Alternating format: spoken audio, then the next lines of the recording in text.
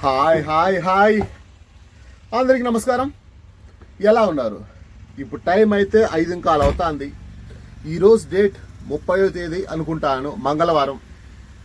ఈరోజు అయితే ఇలా స్టార్ట్ అవుతుంది. 31వ తేదీ నైట్ ప్రేయర్ ఉంటుంది, చర్చికి వెళ్ళాలి. ఈ 30వ తేదీ నైట్ ఎంత సంపాదిస్తే అదే నాకు మిగిలేటువంటి డబ్బులు. ఇప్పుడు నేను ప్రేయర్కి వెళ్ళి రావాలంటే బండి డీజిల్, తినే ఖర్చులు, ఇంకా కుదిరితే హెయిర్ కటింగ్, వీటన్నిటి కలిపి నాకు 1000 రూపాయలు కావాలి. ఈ రోజు రాత్రికి 1000 రూపాయలు సంపాదిస్తే ఇవన్నీ జరుగుతాయి. గౌరవపూర్వకంగా జర్నీ అయితే గడిచిపోతుంది. ఈ 1000 రూపాయలు కానీ సంపాదించకపోతే ఏం జరుగుతుందో నాకైతే తెలియదు. చూద్దాం ఈ రోజు రాత్రి ఎలా ఉంటుందో. ఏంటి బ్రదర్ యాడో ఉన్నావు ఏంటి అని అడిగితే అట్లా మీరు చూసుకోవచ్చు. ప్రస్తుతానికి సిమ్స్ లోపల ఉన్నాను. ఇక్కడికి ఎందుకు వచ్చాను అంటే ఈ మధ్య ఒక వీడియో రికార్డ్ చేశానబ్బా. దాంట్లో దెయ్యాలతో నా అనుభవాలు, ఆ వీడియో ఎండింగ్ వచ్చి ఇవ్వలేదు. ఆ వీడియో ఎండింగ్ కోసం వచ్చాను. ఓపిక వచ్చి ఈడ మాత్రం క్లీన్ చేయలేదు, మట్టి మొత్తం అట్లే ఉంది. కానీ ఇదంతా శుభ్రంగా క్లీన్ చేశా, టాప్ అంతా తుడిసా శుభ్రంగా. అది అలా చేశా. అవన్నీ చేసి ఒక 2 వీడియోస్ రికార్డ్ చేశాను. అబ్బా, ఇప్పుడు రోడ్డు పైకి బయలుదేరాలి. టైం అయితే 5:15 అన్నాను కదా. వెళ్ళి ఫస్ట్ ఒక టీ తాగేసి ఆ తర్వాత రోడ్డు పైకి వెళ్ళాలి. చూద్దాం ఈరోజు రాత్రి ఎలా జరుగుతుందో. ఇంకేంటి సంగతులు, బయలుదేరదామా? ప్రతిసారి జీవితంలో ఒక మిరాకిల్ జరుగుతుందేమో, లేకుంటే అబ్బా ఇంత మటుకు లైఫ్ ప్రశాంతంగా ఉంది, ఈ విధంగా మనం ముందుకెళ్ళిపోదాము అనుకున్న ప్రతిసారి లైఫ్ తిరగబడతాంది. ఏంటి బ్రదర్ ఇంతసేపు బాగా ఉత్సాహంగా మాట్లాడి ఎప్పుడేం రండి ఏడుపు కొట్టు మొహం పెట్టుకొని మాట్లాడతాను, ఏంటి నీకు వచ్చిన బాధ కొత్తగా అని ఒకవేళ మీరు అడిగితే, రోడ్డు పైకి వెళ్ళాను, ప్రశాంతంగా ఆటో తోలుకున్నా, 900 సంపాదించాను. 5 గంటల నుంచి 11 గంటల వరకు, 5 నుంచి 11, 6 గంటల్లో 900 ప్లస్ డీజిల్ ఒక 200, 1100 6 గంటల్లో సంపాదించింది. ఇంత సంపాదించి ఒక ఫ్రెండ్కి ఒక ఇవ్వాల్సిన వాడికి ఒక 100 ఇచ్చి, అమ్మకు ఒక 600 పెట్టి పంపించేసి నా దగ్గర ఒక 300 పెట్టుకున్నా. అంటే క్యాష్గా వచ్చింది. ఇలా ఉండే పరిస్థితుల్లో సడన్గా ఆటోలో ఉండే ఛార్జింగ్ వైర్ పనిచేయలేదు. రకరకాలుగా ట్రై చేసా, అట్లా ట్రై చేసా, ఇట్లా ట్రై చేసా, ఎన్నో ట్రై చేసా.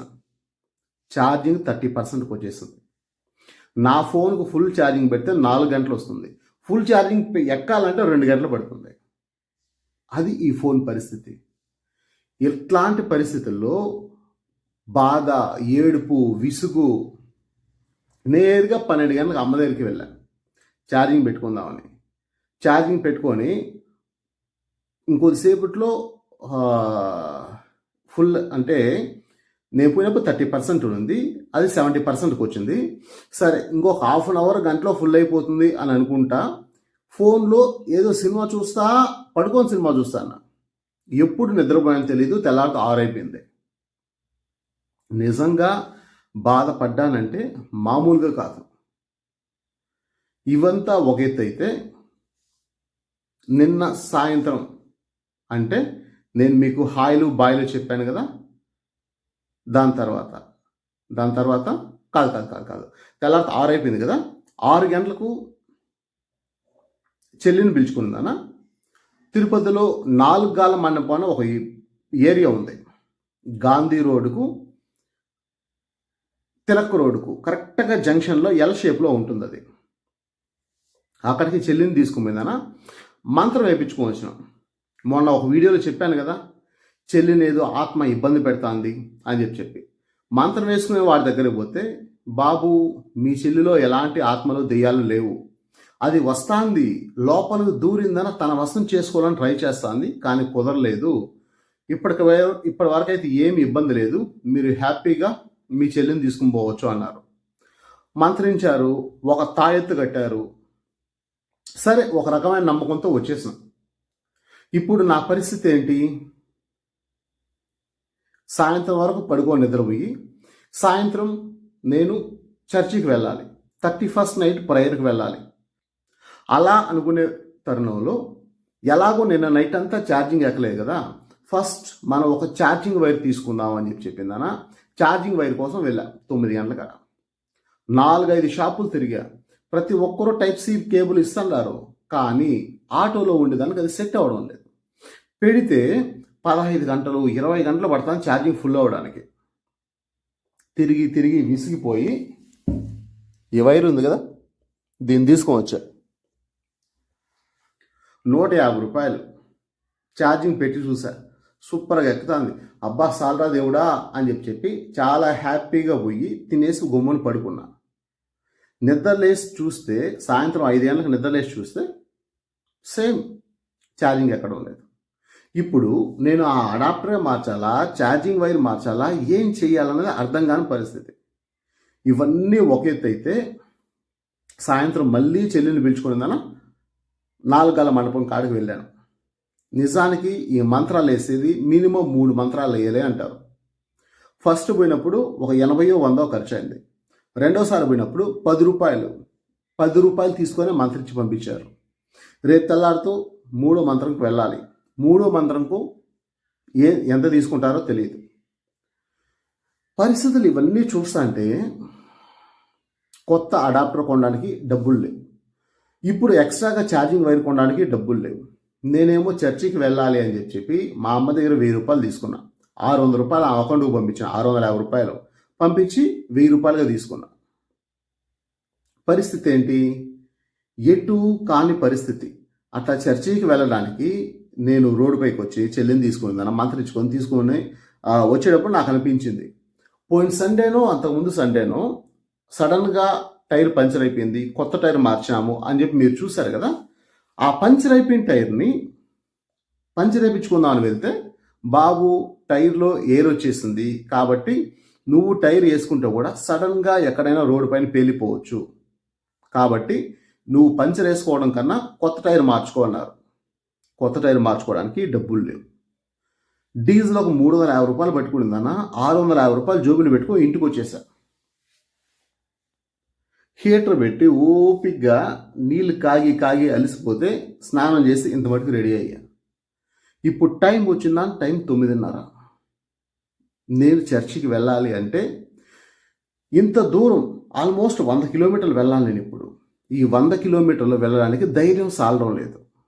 పొరపాటున టైర్ ఎక్కడన్నా పంచర్ అయిపోతే, అంటే ఒక పక్క టైర్ అరిగిపోయింది, అది మొన్న ఒక పక్కే కొత్త టైర్ వేసింది, ఇంకో పక్క అరిగిపోయింది అది. ఇప్పుడు టైర్ పంచర్ అయితే నా పరిస్థితి ఏంటి అనేది బాధ, టెన్షన్. ఏదైతే అదవుతుంది, చర్చికి వెళ్ళడం వద్దు అని ఆపేశా. ఏదో పోగొట్టుకున్న వాడిలాగా ఇప్పుడు నాకు ఎలా అనిపిస్తుందంటే ప్రపంచం అంతా కొత్తగా అనిపిస్తుంది, పిచ్చోడులాగా కనిపిస్తాను, నాకు నేను కొత్తగా కనిపిస్తాను, మొత్తం కొత్తగా అనిపిస్తాను.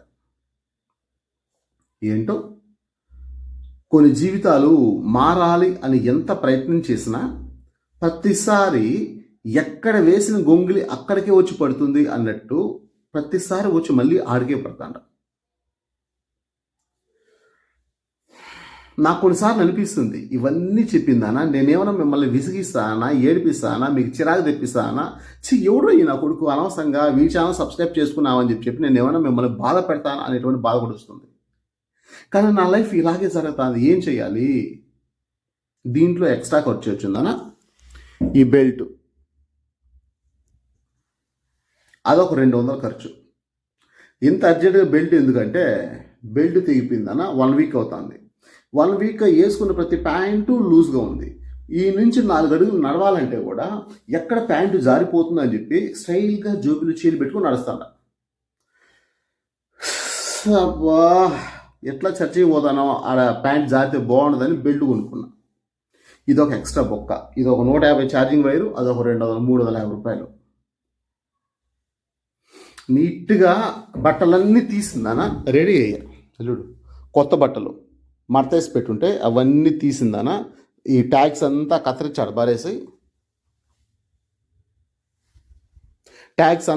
అడబారేసి ఓపిక్గా చర్చికి వెళ్దాం అనుకున్నా. కానీ ఫైనల్గా ఎక్కడికి వెళ్ళలేని పరిస్థితి. ఎన్నో అనుకుంటాం కానీ ఏవి కావు. ఏంటో నా లైఫే ఇలా ఉందా, అందరి లైఫ్ ఇలా ఉందో తెలియదు. నేను చెప్పాను కదా 300 రూపాయలు బోనస్ డబ్బులు వస్తాయని. ఆ డబ్బులు రాత్రి 12 గంటలకు గేమ్ ఆడా. జాగ్రత్తగా పెడతాను, బట్ నంబర్ పైన స్ట్రైట్గా పెట్టడానికి ధైర్యం సాలలేదు. దానివల్ల వచ్చిన 300 కూడా పోయాయి. ఏం చేయలేము, ఏమీ 5 పైసలు ఉపయోగం లేదు.